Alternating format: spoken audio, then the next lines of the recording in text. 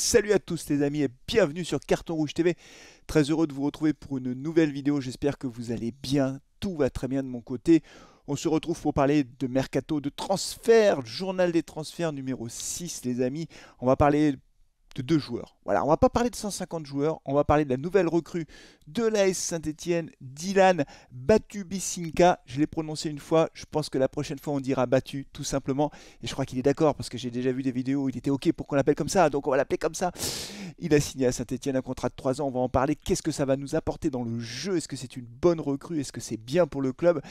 Ça, on va en parler dès le début de la vidéo. Et puis après, je parlerai forcément de Dimitri Payet. C'est l'actualité chaude. Là, il vient de faire sa conférence de presse. Son départ de Marseille vient d'être annoncé. Marseille qui a enregistré l'arrivée d'Aubameyang. On en a parlé lors de la précédente vidéo, mais c'est confirmé, c'est officiel. Mais Dimitri Payet qui quitte l'OM, évidemment, ça ne me laisse pas complètement insensible au regard de ce qu'il a fait à Saint-Etienne. Bien sûr, on reviendra sur ses performances et sur ce joueur que j'ai toujours beaucoup aimé. Allez, c'est parti, générique.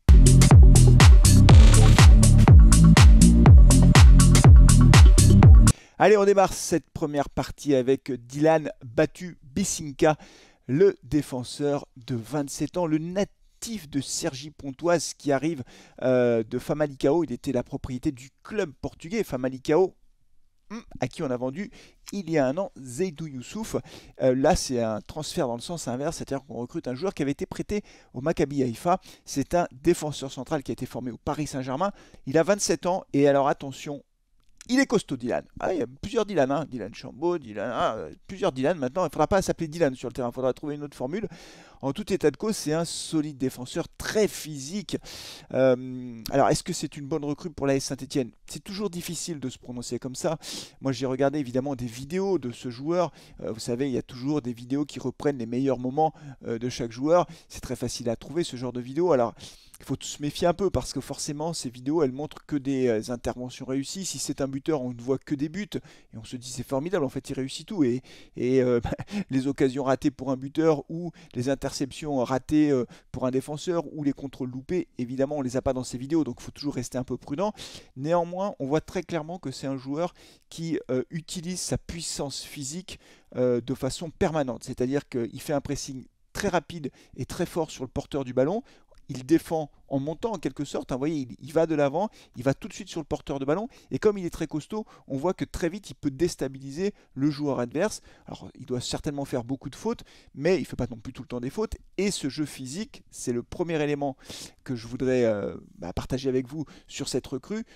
Avoir un solide gaillard en défense, je crois que c'est absolument fondamental, surtout en Ligue 2. On a vu l'année dernière que par moments on était un peu juste physiquement, on se faisait un petit peu bousculer avec des équipes qui jouaient dur parce qu'elles jouaient contre l'AS Saint-Etienne. Donc vous imaginez, on joue contre l'AS Saint-Etienne, les mecs ils se montent la tête et tout, ils arrivent sur le terrain, ils ont envie de tout casser. Si en face tu ne réponds pas présent physiquement, tu te fais manger quoi en quelque sorte. Et ça nous est arrivé plusieurs fois la saison dernière. Et là je trouve qu'avoir un solide défenseur comme ça, c'est très bien. Alors attention, hein, Léo Petro c'est pas une demi-portion et Briançon c'est pas le dernier à aller au charbon non plus. Mais je trouve que c'est une bonne recrue, surtout qu'on avait besoin absolument de renforcer notre défense. Je l'ai dit à plusieurs reprises, on ne pouvait pas démarrer le championnat comme ça avec simplement la défense actuelle. C'était trop juste, je trouve, surtout qu'encore une fois, on attend toujours le départ de Nkunku qui n'est pas un vrai défenseur, mais en tout cas, voilà, il y a encore des départs qui sont attendus et qui pourront arriver d'ici la fin du mercato, y compris d'ailleurs en défense. Peut-être que Seydou Sow partira. Ça traîne un peu en longueur les départs. Voilà, donc on attend de voir ça. En tout cas, moi je pense que d'avoir recruté ce défenseur très physique, expérimenté quand même, je crois que c'est une bonne chose pour l'AS Saint-Etienne. La vraie question au fond, c'est de savoir si c'est un joueur qui va prendre une place de titulaire ou pas. Je pense que Saint-Étienne l'a recruté pour être titulaire.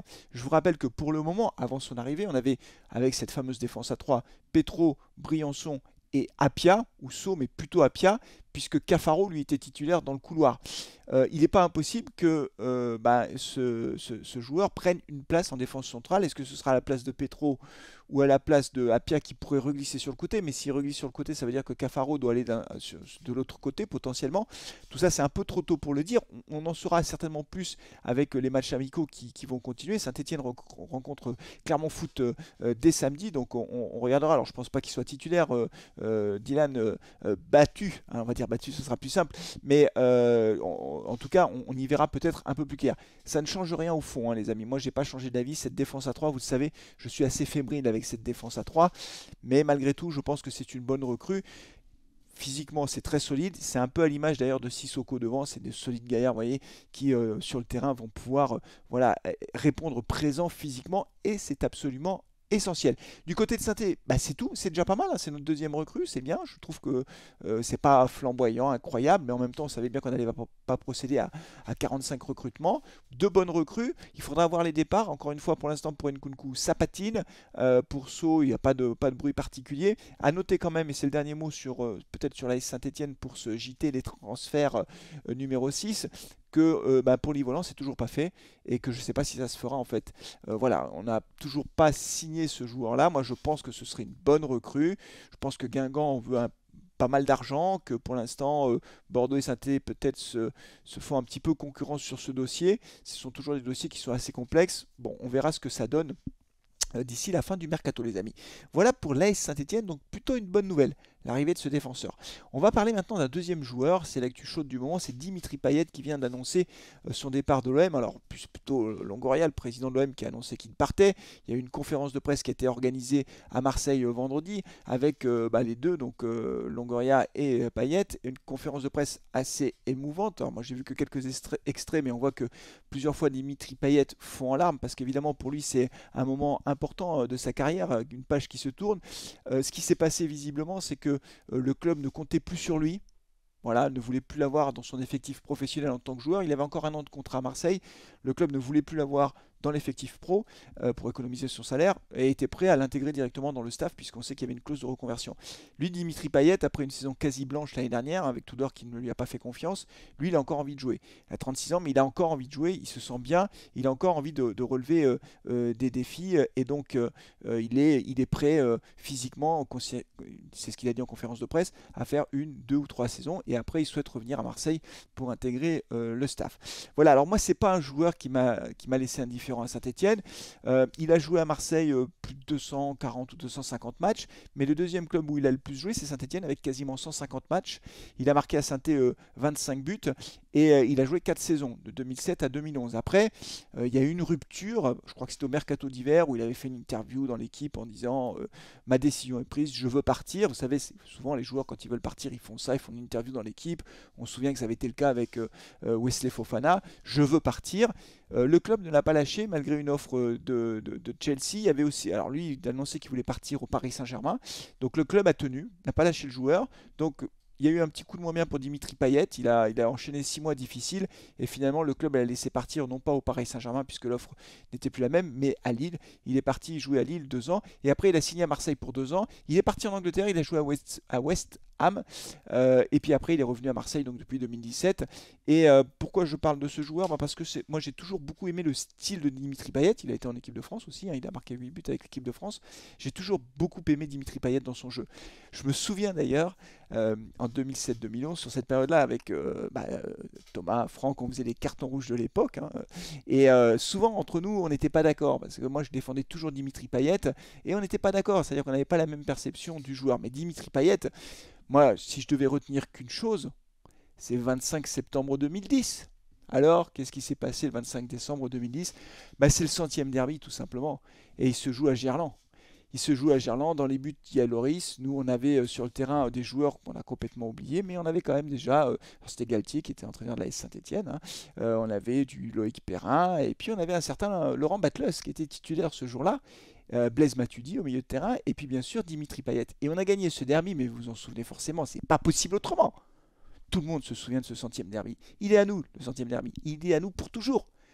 Le formidable but de Dimitri Payet en pleine lucarne, ce coup franc exceptionnel. En plus, un coup franc qui était excentré, pas du bon côté pour un droitier. Vous voyez, les cages de Loris sont là, lui, le coup franc est là. Donc du coup, il n'a pas beaucoup de solutions pour... S'il fait une frappe enroulée, qu'elle va au deuxième poteau, le gardien a le temps de la voir venir et peut l'intercepter. Finalement, il décide de frapper son coup franc au premier poteau, en pleine lucarne, et ce pauvre Loris qui essaie de détourner le ballon et il n'arrive pas à le détourner.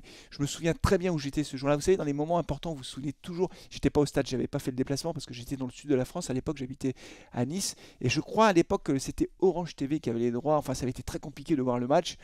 J'ai cassé mes cordes vocales sur le but de Dimitri Payet. Je m'en souviens comme si c'était hier. Donc Dimitri Payet, si vous voulez, malgré ce départ qui nous a tous un peu déçus parce que ça s'est fait dans des conditions un peu compliquées, je garde en mémoire ce centième derby et ce coup franc exceptionnel. Et puis dans le jeu, cette capacité à marquer des buts incroyables, cette technicité, cette vista, ce sens du jeu. C'est un joueur exceptionnel. Voilà, moi j'ai toujours adoré Dimitri Payet. Et j'étais très triste honnêtement, même si évidemment je ne suis pas du tout marseillais, hein, je ne porte pas l'Olympique de Marseille, mais j'étais triste quand même de voir que l'année dernière, Tudor l'avait maltraité comme ça. Je trouve qu'il avait sa place, moi, dans l'équipe de Marseille l'année dernière. Alors le style de jeu, visiblement, de Marseille ne correspondait pas à ce que pouvait faire Dimitri Payet. Mais moi je comprends qu'il a encore envie de jouer quand physiquement, bon à 36 ans il n'est pas de première jeunesse, hein, c'est pas, il va pas jouer, il va pas être titulaire dans une équipe qui joue la Ligue des Champions et qui va jouer le titre dans son championnat. Elle va pas jouer à Manchester City ou je sais pas où, mais je crois encore qu'il a sa place dans un bon club. Alors j'ai vu forcément que sur les réseaux sociaux il y a des supporters stéphanois qui se mettent à rêver d'un retour de Payet à Saint-Étienne. Ce serait exceptionnel, mais je n'y crois pas du tout, ne serait-ce que pour une raison, c'est que son salaire est extrêmement élevé, et donc il n'y a aucune chance qu'il vienne à Saint-Étienne. Mais voilà, je voulais juste quand même dire un mot sur Dimitri Payet, parce que c'est un joueur, moi, qui m'a beaucoup marqué, et que j'ai toujours beaucoup aimé en tant que joueur de foot. Un dernier mot peut-être du côté de l'Arabie Saoudite, j'en ai parlé la dernière fois, hein, en vous disant tous les joueurs qui avaient déjà signé en Arabie Saoudite, et bien les amis, ça continue, encore et encore, visiblement. C'est que le début. D'accord, d'accord.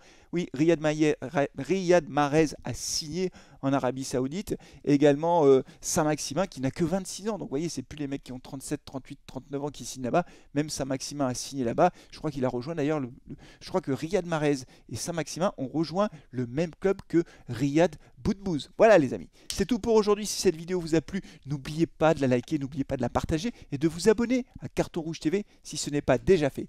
Je vous dis à très bientôt et d'ici là, prenez soin de vous, de vos proches et allez les Verts. Ciao.